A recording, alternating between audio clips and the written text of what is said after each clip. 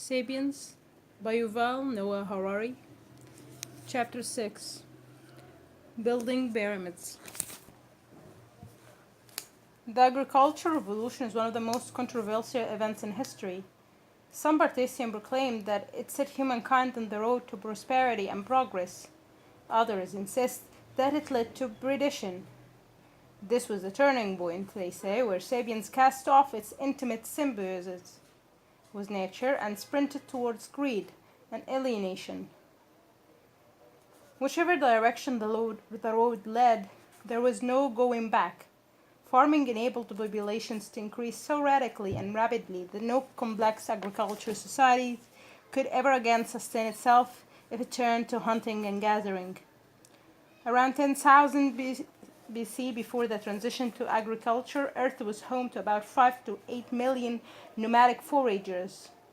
For the first century AD, only 1 to 2 million foragers remained, mainly in Australia, America, and Africa, but their numbers were dwarfed by the world's 250 million farmers. The vast majority of farmers lived in permanent settlements. Only a few were nomadic shepherds. Settling down caused most people's turf to shrink dramatically. Ancient hunter-gatherers usually lived in territories covering many dozens and even hundreds of square kilometers. Home was the entire territory, with its hills, streams, woods, and open sky. Peasants, on the other hand, spent most of their days working a small field or orchard, and their domestic lives centered on a cramped structure of wood, stone, or mud, measuring no more than a few dozen meters. The house, the typical peasant, developed a very strong attachment to their structure. This was a far-reaching revolution whose impact was psychological as much as architectural. Henceforth, attachment to my house and a separation from the neighbors became the psychological hallmark of a much more self-centered creature. The new agriculture territories were not only far smaller than those of ancient foragers, but also far more artificial. Aside from the use of fire, hunter-gatherers made few deliberate changes to the lands in which they roamed. Farmers, on the other hand, lived in artificial human islands that they laboriously carved out of the surrounding wilds. They cut down forests, dug channels, cleared fields, built houses, bluffed firs, and planted fruit trees in tidy rows.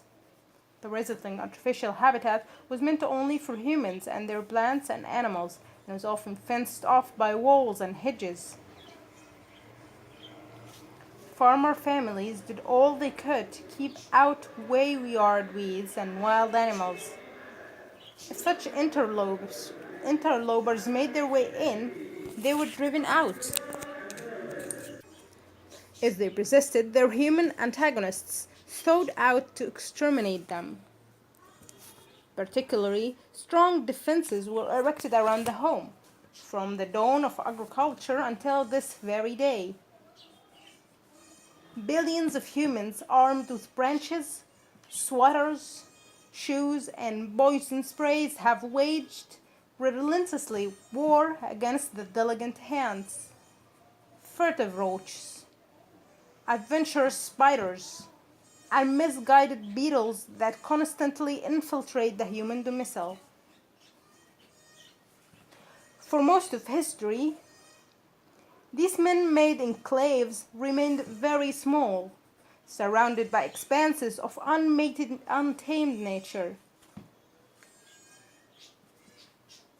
The Earth's surface measures about 510 million square kilometers, of which 155 million is land.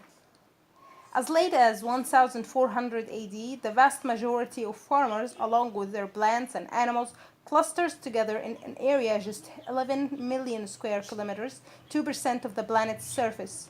Everywhere else was too cold, too hot, too dry, too wet, or otherwise unsuited for cultivation.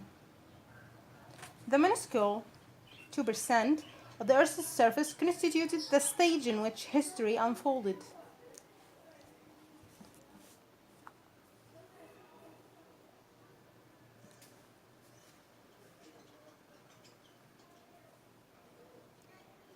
People found it difficult to leave their artificial islands.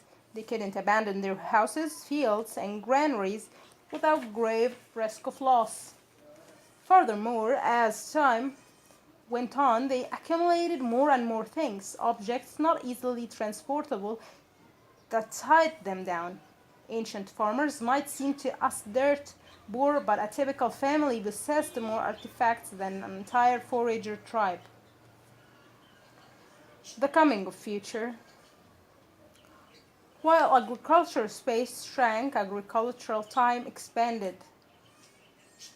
Foragers usually didn't waste much time thinking about next month or next summer. Farmers sailed in their imagination years and decades into the future. Foragers discounted the future because they lived from hand to mouth and could only preserve food or accumulate possessions with difficulty. Of course, they clearly engaged in some advanced planning.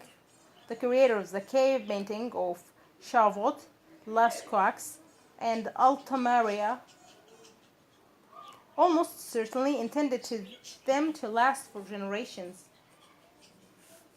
Social alliances and political rivals were long-term affairs.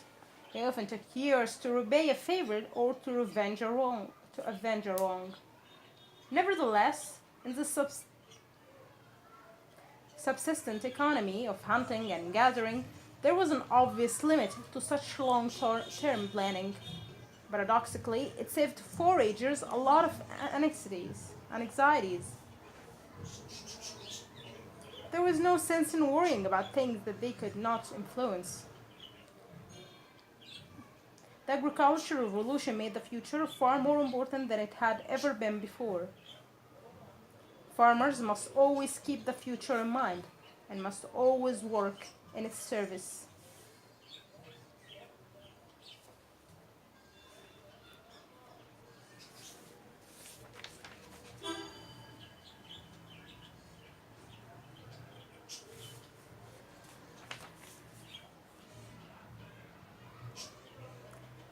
The agriculture economy was based on a seasonal cycle of production comprising long months of cultivation, followed by a short period of harvest. On the night following the end of a plentiful harvest, the peasants might celebrate for all they were worth, but within a week or so they were again up at dawn for a long day in the field.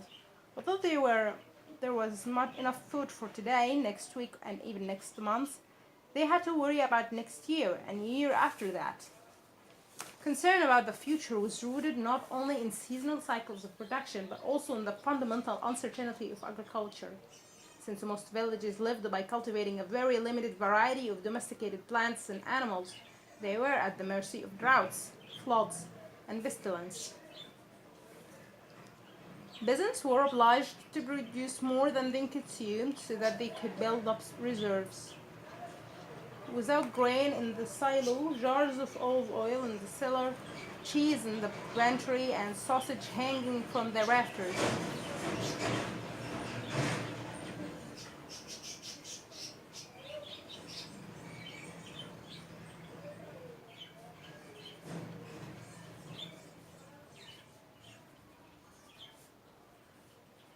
They would starve in bad years, and bad years were bound to come, sooner or later.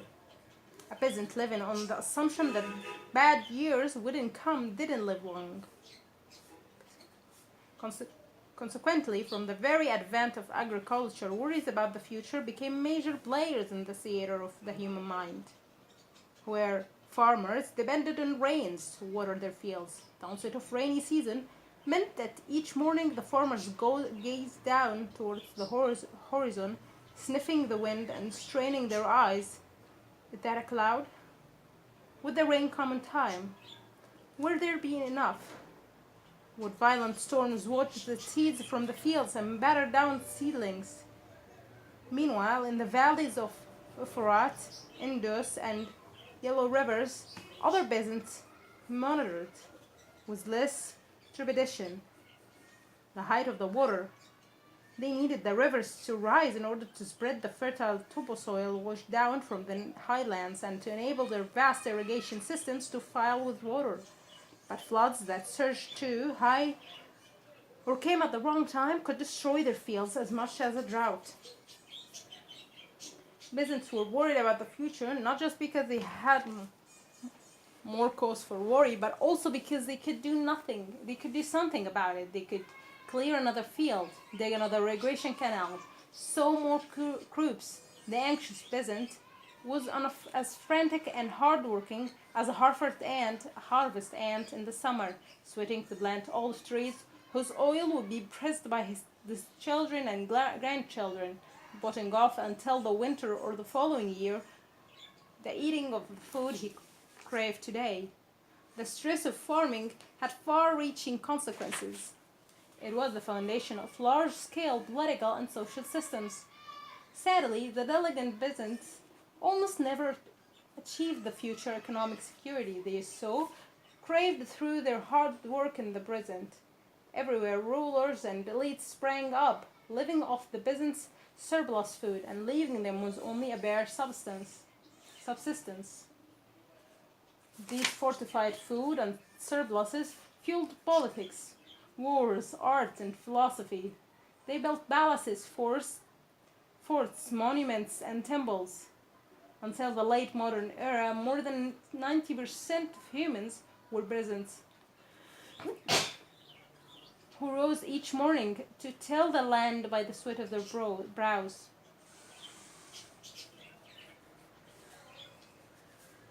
The extra they produced fed the tiny minority of elites, kings, government officials, soldiers, priests, artists, and thinkers who fill the history books. History is something that very few people have been doing while everyone else was ploughing fields and carrying water buckets.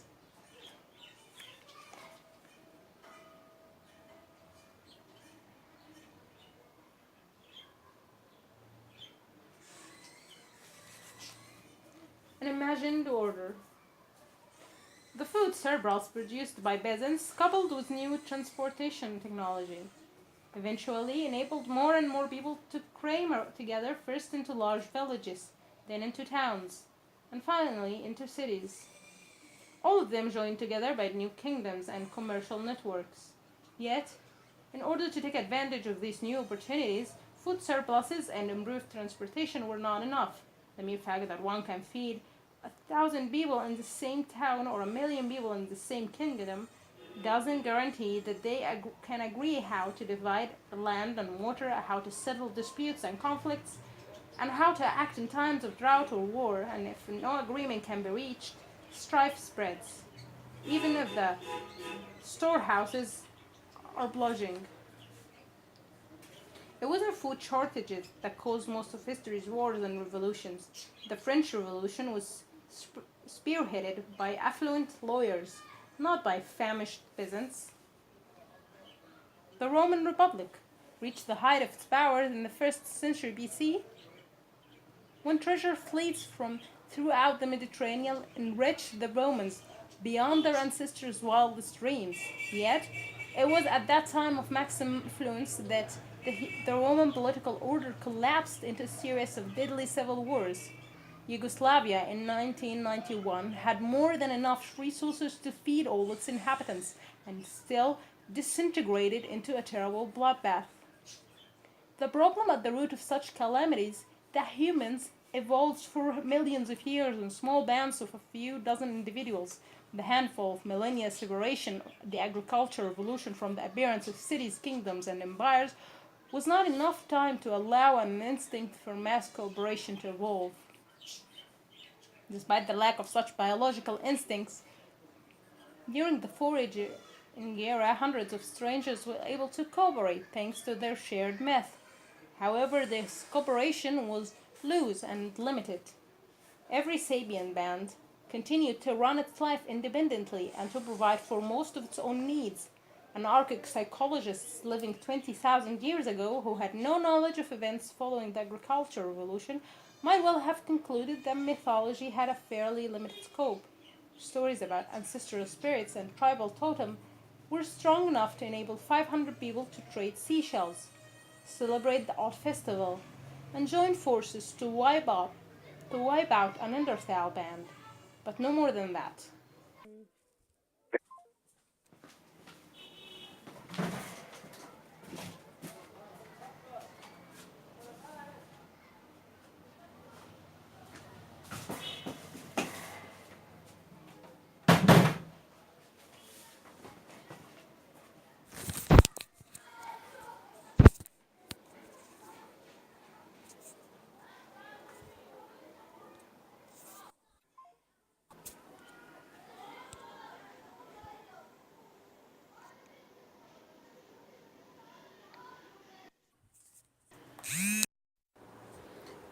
Mythology, the ancient sociologist would have thought, couldn't possibly enable millions of strangers to cooperate on a daily basis, but that turned out to be wrong. Myth, it transpired, are stronger than anyone could have imagined. When the agricultural revolution opened opportunities for the creation of crowded cities and mighty empires, people invented stories about great gods, motherlands, and joint stock companies to provide the needed social links. While human evolution was crawling at its usual snail's pace, the human imagination was building astounding networks of mass cooperation, unlike any other ever seen on Earth. Around 8500 BC, the largest settlements in the world were villages such as Jericho, which contained a few hundred individuals. By 7000 BC, the city of Catalhoyok in Anatolia numbered between 5,000 and 10,000 individuals. It may well have been the world's biggest settlement at the time. During the 5th and the 4th millennia BC, cities with tens of thousands of inhabitants sprouted in the Fertile Crescent, and each of these held sway over many nearby villages. In 3100 BC, the entire lower Nile Valley was united into the first Egyptian kingdom. Its pharaohs ruled thousands of square kilometers and hundreds of thousands of individuals.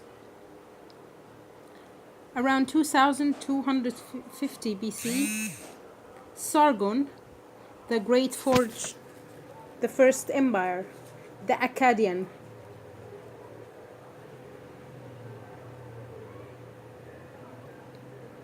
It boasted over a million subjects and a standing army of 5,400 soldiers. Between 1000 BC and 500 BC, the first mega empires appeared in the Middle East: the late Ashurian Empire, the Babylonian Empire, and the Persian Empire. They ruled over many millions of subjects and commanded tens of thousands of soldiers.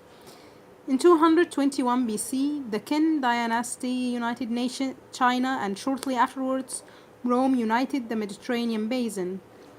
Taxes levied on 40 million Qin subjects paid for a standing army of hundreds of thousands of soldiers and a complex bureaucracy that employed more than 100,000 officials.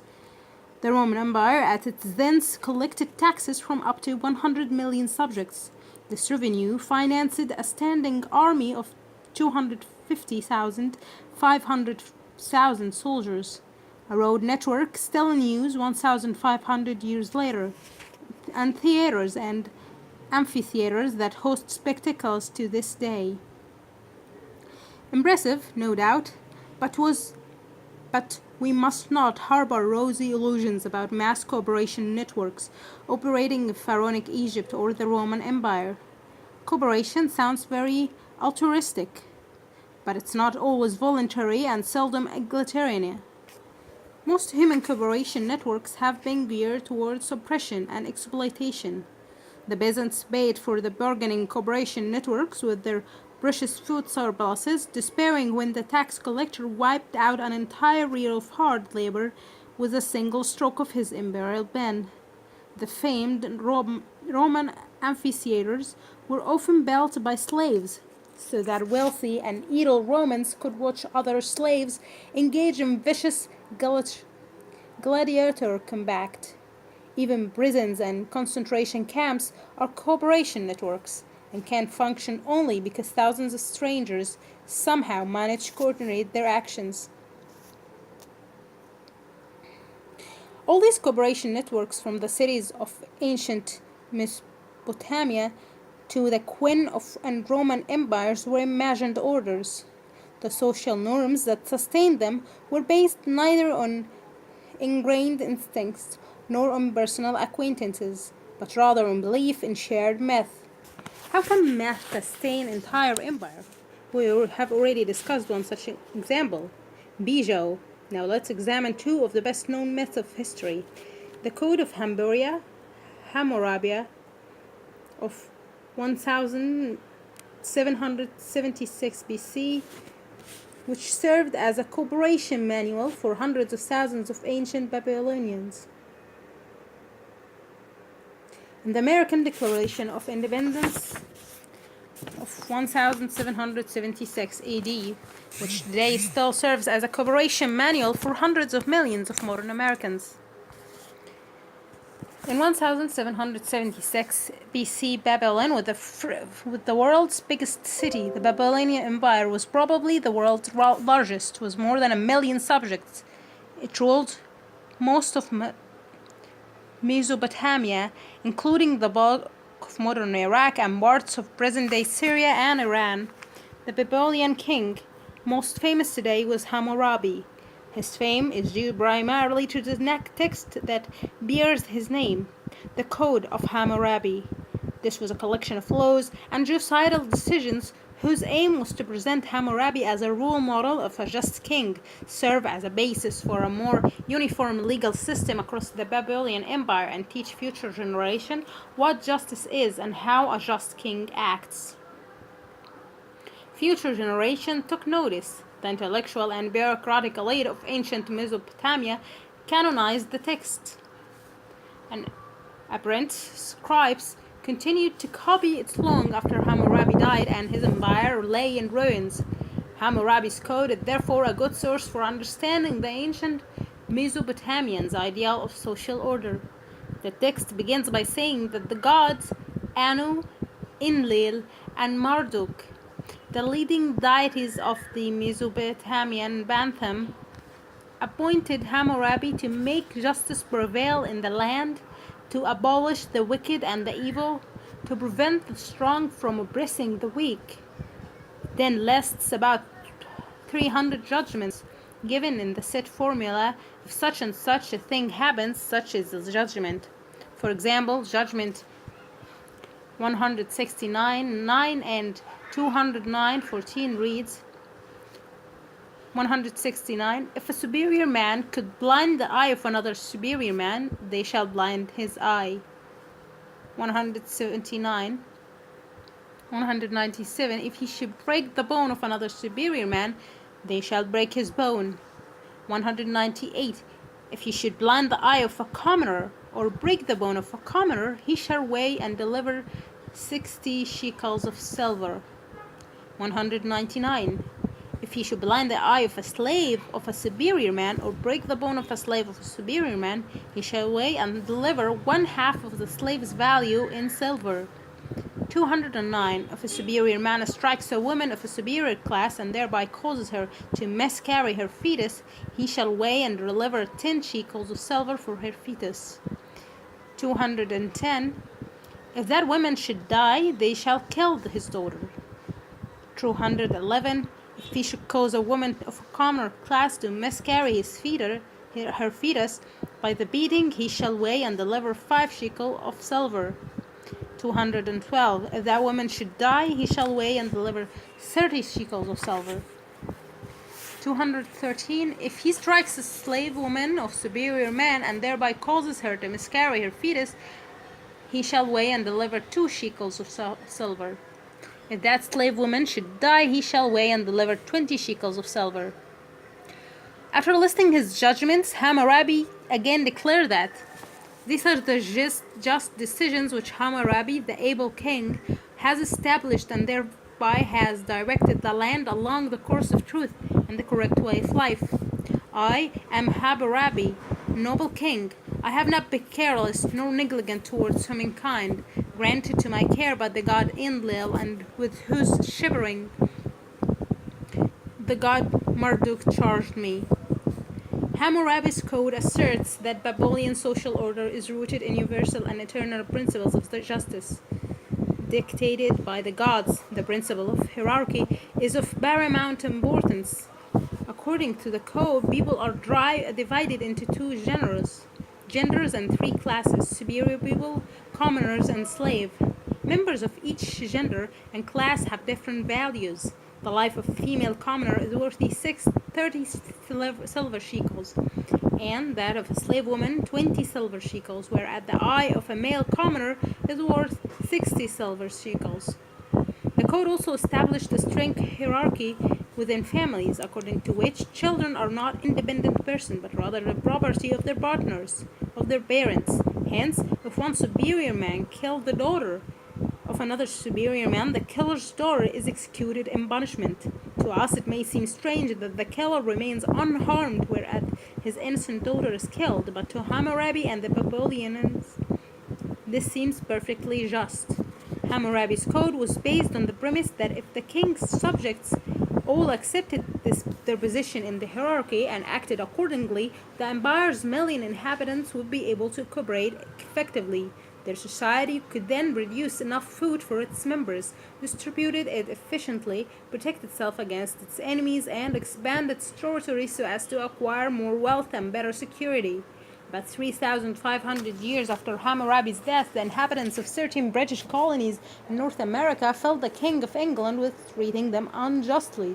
Their representative gathered in the city of Philadelphia, and on 4th of July 1776, the colonies declared that their inhabitants were no longer subjects of the British crown. Their Declaration of Independence proclaimed universal and eternal by the divine power. However, the most important principle dictated by the American God was somewhat different from the principle dictated by the gods of Babylon. The American Declaration of Independence asserts that we hold these truths to be self-evident, that all men are created equal, that they are endowed by their Creator with certain unalienable rights, that among these are life, liberty, and the pursuit of happiness. Like Hammurabi's Code, the American founding document promised that if humans act according to its sacred principles, millions of them will be able to cooperate effectively, living safely and peacefully in a just and prosperous society.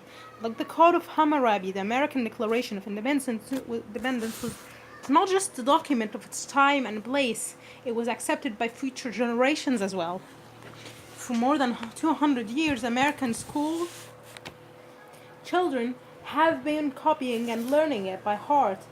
If the two texts present us with an obvious dilemma, both the Code of Hammurabi and the American Declaration of Independence claim to outline universal and eternal principles of justice, but according to the Americans, all people are equal, whereas according to the Babylonian, people are decidedly unequal.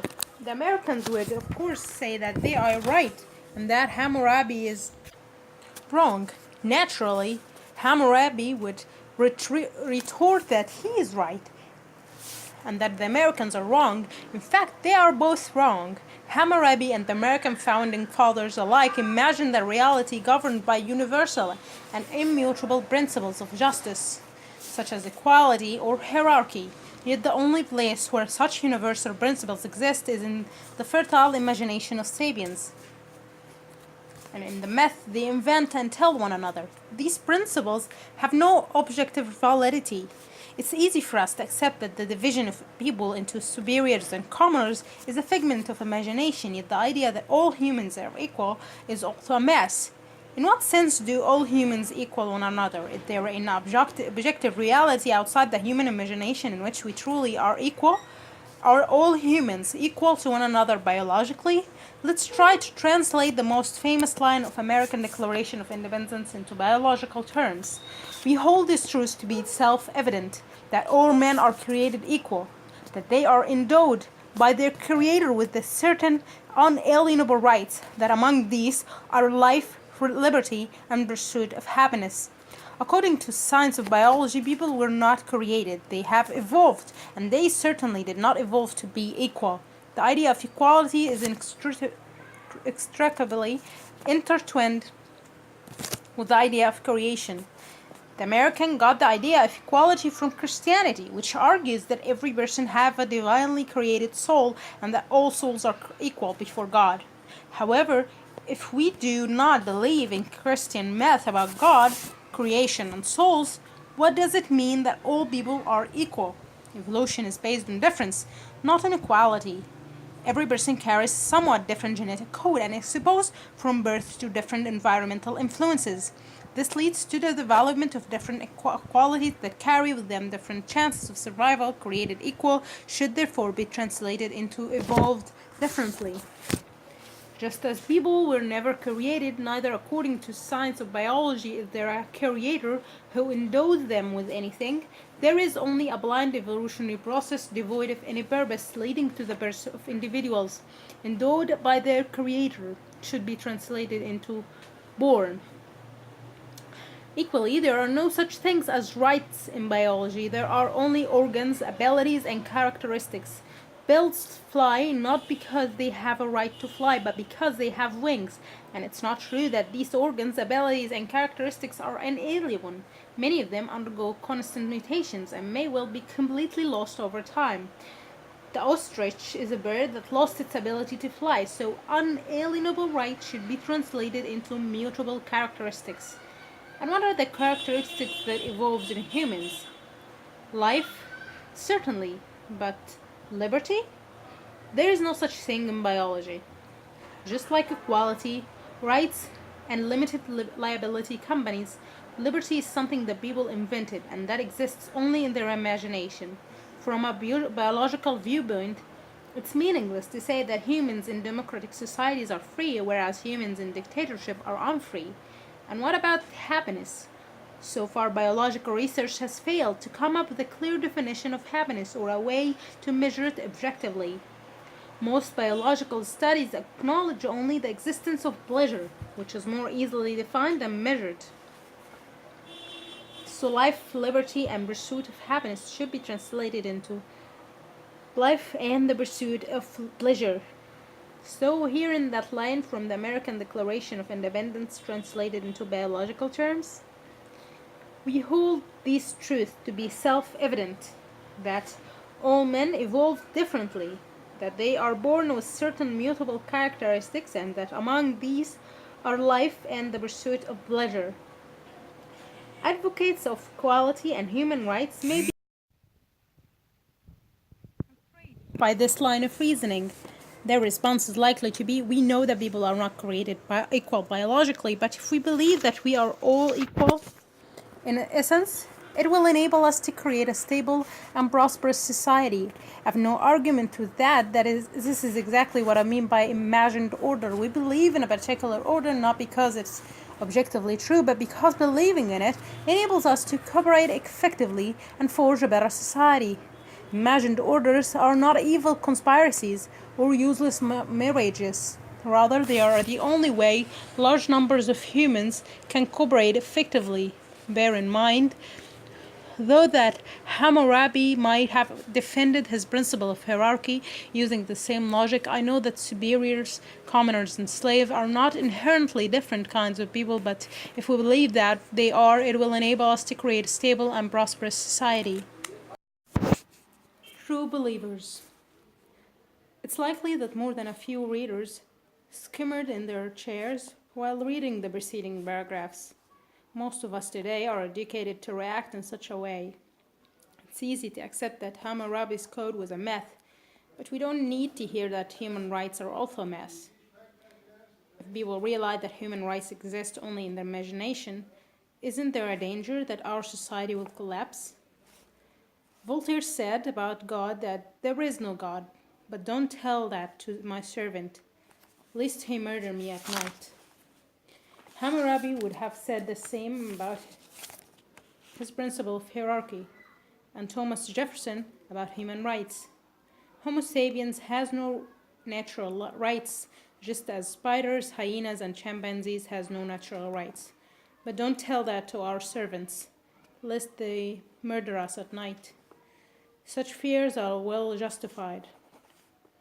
A natural order is a stable order. There is no chance that gravity will cease to function tomorrow, even if people stop believing in it. In contrast, an imagined order is always in danger of collapse because it depends upon myth, and myths vanish once people stop believing in them.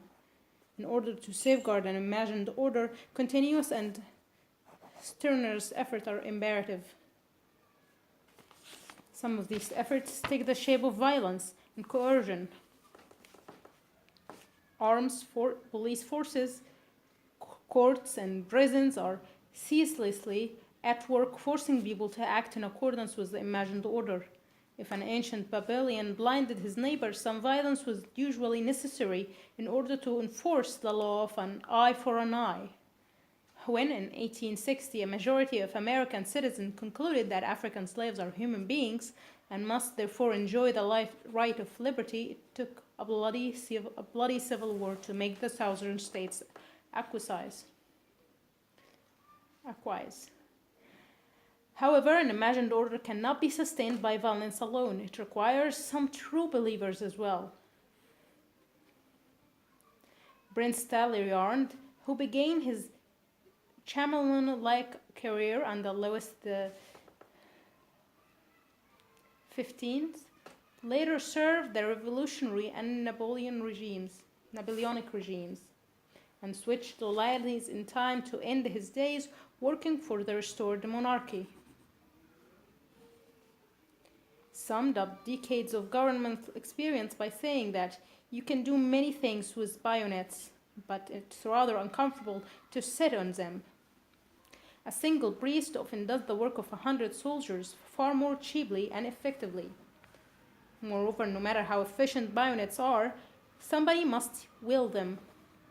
Why should the soldiers, jailers, judges, and police maintain an imagined order in which they do not believe?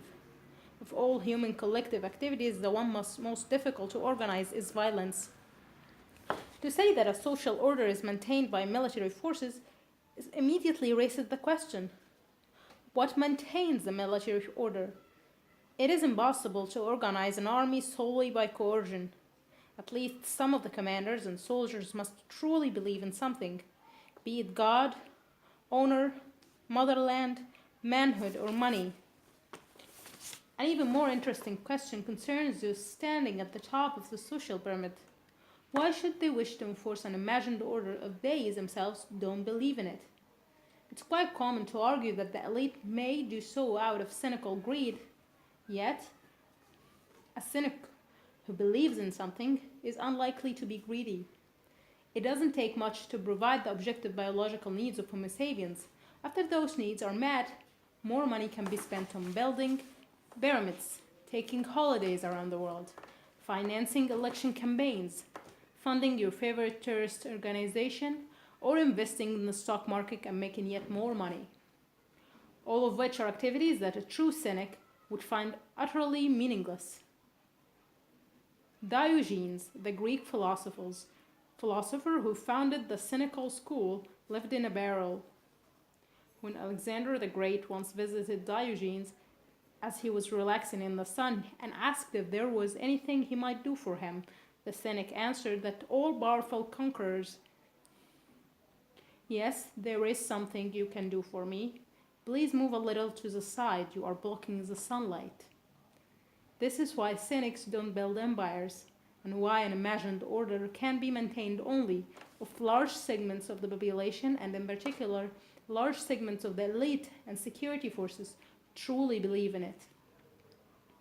Christianity would not have lasted 2,000 years if the majority of bishops and priests failed to believe in Christ. American democracy would not have lasted 250 years if the majority of presidents and congressmen failed to believe in human rights. The modern economic system wouldn't have lasted a single day if the majority of investors and bankers failed to believe in capitalism.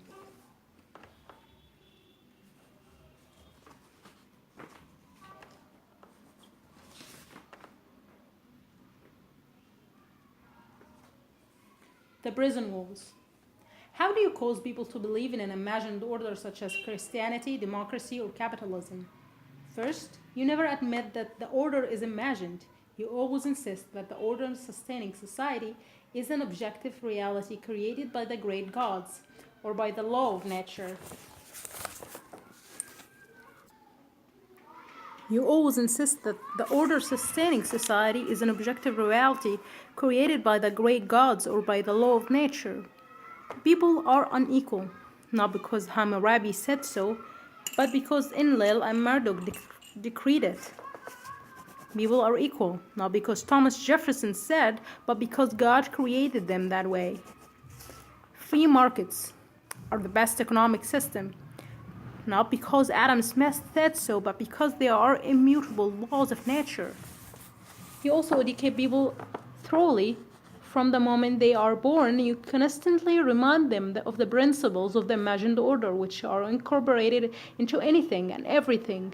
They are incorporated into fairy tales, dramas, paintings, songs, etiquette, political propaganda, architecture, recipes, and fashion. For example, today people believe in equality, so it's fashionable for rich kids to wear jeans, which were originally working class attire. In the Middle Ages, people believed in class divisions, so no young nobleman would have worn a peasant's smock. Back then, to be addressed as sir or madam was a rare privilege reserved for the nobility and often purchased with blood. Today, all polite correspondence, regardless of the recipient, begins with dear sir or madam. The humanities and social sciences devote most of their energies to explaining exactly how the imagined order is woven into the tapestry of life. In the limited space at our disposal, we can only scratch the surface. Three main factors prevent people from realizing that the order organizing their lives exists only in their imagination. The imagined order is embedded in the material world. The imagined order shapes our desires. The imagined order is intersubjective.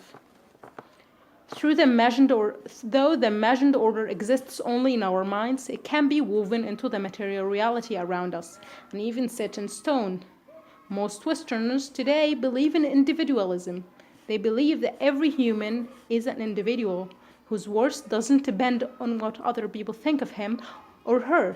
Each of us has within ourselves a brilliant ray of light that gives value and meaning to our life. In modern Western school, teachers and parents tell children that if their classmates make fun of them, they should ignore it. Only they themselves, not others, know their true worth. In modern architecture, the mess leaps out of the imagination to take shape in stone and mortar. The ideal modern house is divided into many small rooms so that each child can have a private space, hidden from view, providing maximum autonomy. This private room almost invariably has a door, and in many households, it's accepted practice for the child to close and perhaps lock the door. Even parents are forbidden to enter without knocking and asking permission. The room is decorated as the child sees fit, with rock star posters on the wall and dirty socks on the floor. Somebody growing up in such a space cannot help but imagine himself an individual, his true worth emanating from within rather than from without. Medieval noblemen didn't believe in individualism. Someone's worth was determined by their place in social hierarchy and by what other people said about them. Being laughed at was a horrible indignity. Noblemen taught their children to protect their good name, whatever the cost. Like modern individualism, the medieval value system left the imagination and was manifested in the stone of medieval castles. The castle rarely contained private rooms for children, or anyone else for that matter. The teenage son of a medieval baron didn't have a private room in the castle's second floor, with posters of Richard the Lionheart and King Arthur on the walls and a locked door that his parents were not allowed to open. He slept alongside many other youths in the large hall. He was always on display and always had to take into account what others saw and said. Someone growing up in such condition naturally concluded that a man's true worth was determined by his place in the social hierarchy and by what other people said of him. The imagined order shapes our desires. Most people don't wish to accept that the order governing their lives is imaginary. But in fact, every person is born into a pre-existing imagined order, and his or her desires are shaped from birth by its dominant myth. Our personal desire thereby becomes the imagined order's most important defenses. For instance, the most cherished desire of present-day Westerners are shaped by romantic, nationalist, capitalist, and humanist myth that have been around for centuries. Friends giving advice often tell each other, follow your heart. But the heart is a double agent that usually takes its instructions from the dominant myth of the day. And the very recommendation to follow your heart was implanted in our minds by a combination of 19th century romantic myth and 20th century consumerist myth. The Coca-Cola Company, for example, has marketed Diet Coca around the world under the slogan, Diet Coke, do what feels good. Even what people take to their most personal desires are usually programmed by their imagined order. Let's consider, for example, the popular desire to take a holiday abroad. There is nothing natural or obvious about this. A chimpanzee alpha male would never think of using his powers in order to go on holiday into the territory of neighboring chimpanzee band. The elite of ancient Egypt spent their fortunes building pyramids and having their corpses mummified, but none of them thought of going shopping in Babylon or taking a skiing holiday in Phoenicia. People today spend a great deal of money on holidays abroad because they are true believers in the mess of romantic consumerism. Romanticism tells us that in order to make the most of our human potential, we must have as many different experiences as we can. We must open ourselves to a wide spectrum of emotions. We must sample various kinds of relationships. We must try different cuisines. We must learn to appreciate different styles of music. One of the best ways to do all that is to break free from our daily routine, leaving behind our familiar setting and go traveling in distant lands.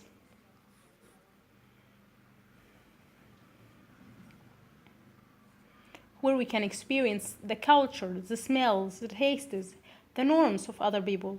We hear again and again the romantic myth about how a new experience opened my eyes and changed my life. Consumerism tells us in order to be happy, we must consume as many products and services as possible.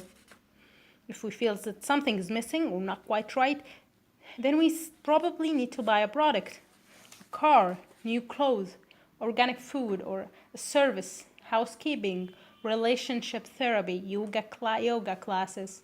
Every television commercial is another little legend about how consuming some product or service will make life better. Romanticism, which encourages variety, mesh perfectly with consumerism. Their marriage has given birth to the infinite market of experiences, on which the modern tourism industry is founded. The tourism industry doesn't sell flight tickets and hotel bedrooms, it sells experiences. Paris is not a city, nor India a country. They are both experiences, the consumption of which is supposed to widen our horizons, fulfill our human potential, and make us happier. Consequently, when the relationship between a millionaire and his wife is going through a rocky patch, he takes her on an expensive trip to Paris. The trip is not a reflection of some independent desire, but rather an ardent belief in the mess of romantic consumerism. A wealthy man in ancient Egypt would never have dreamed of solving a relationship crisis by taking his wife on holiday to Babylon. Instead, he might have built for her a sumptuous tomb she had always wanted. Like the elite of ancient Egypt, most people in most cultures dedicate their lives to building pyramids. Only the names, shapes, and sizes of these pyramids change from one culture to the other. They may take the form, for example, of a suburban cottage with a swimming pool and an evergreen lawn, or a gleaming penthouse with an invaluable view. Few question the mess that caused us to design the pyramids in the first place. The imagined order is intersubjective. Even by some superhuman effort, I succeeded in freeing my personal desires from the grip of an imagined order. I am just one person. In order to change the imagined order, I must convince millions of strangers to cooperate with me. For the imagined order is not a subjective order existing in my own imagination, it's rather an intersubjective order existing in the shared imagination of thousands and millions of people. In order to understand this, we need to understand the difference between objective, subjective, and intersubjective. An objective phenomena exists independently of the human consciousness and human beliefs. Radioactivity, for example, is not a myth. Radioactive emissions occurred long before humans discovered them, and they are dangerous even when people don't believe in them. Marie Curie, one of the discoverers of radioactivity, did not know during her long years of studying radioactive materials that they could harm her body. While she didn't believe that radioactivity could kill her, she nevertheless died of aplastic anemia, a disease caused by overexposure to radioactive materials. The subjective is something that exists depending on the consciousness and beliefs of a single individual. It disappears or changes if the particular individual changed his or her beliefs. Many a child believes in the existence of an imaginary friend who is indivisible and inaudible to the rest of the world. The imaginary friend exists solely in the child's subjective consciousness, and when the child grows up and ceases to believe in it, the imaginary friend fades away. The intersubjective is something that exists within the communication network linking the subjective consciousness of many individuals. If a single individual changes his or her belief or even dies, it's of little importance. However, if most individuals in the network die or change their beliefs, the intersubjective phenomena will mutate or disappear. Intersubjective phenomena are neither malevolent frauds nor significant charades. They exist in a different way from a physical phenomena such as radioactivity, but their impact on the world may still be enormous. Many of history's most important drivers are intersubjective. Law, money, gods, nation. Peugeot, for example, is not an imaginary friend of Peugeot's CEO. The company exists in the shared imagination of millions of people. The CEO believes in the company existence because the board of directors also believes in it, as do the company's lawyers, secretaries in the nearby office, tellers in the bank, brokers on the stock exchange, and car dealers from France to Australia. If the CEO alone were suddenly to stop believing in Peugeot's existence, he'd quickly land in the nearest mental hospital and someone else would occupy his office. Similarly, the dollar, human rights, and the United States of America exist in the shared imagination of billions, and no single individual can threaten their existence. If I alone were to stop believing in the dollar and human rights in the United States, it wouldn't much matter. The imagined order are intersubjective. So, in order to change them, we must simultaneously change the consciousness of millions of people, which is not easy. A change of such magnitude can be accomplished only with the help of a complex organization such as political party, ideological movement, or a religious cult. However, in order to establish such complex organizations, it's necessary to convince many strangers to cooperate with one another, and this will happen only if these strangers believe in some shared myth. It follows that in order to change an existing imagined order, we must first believe in an alternative imagined order. In order to dismantle Peugeot, for example, we need to imagine something more powerful, such as the French legal system. In order to dismantle the French legal system, we need to imagine something even more powerful, such as the French state. And if we would like to dismantle that too, we will have to imagine something yet more powerful. There is no way out of the imagined order. When we break down our prison walls and run towards freedom, we are in fact running into the more spacious exercise yard of a bigger prison.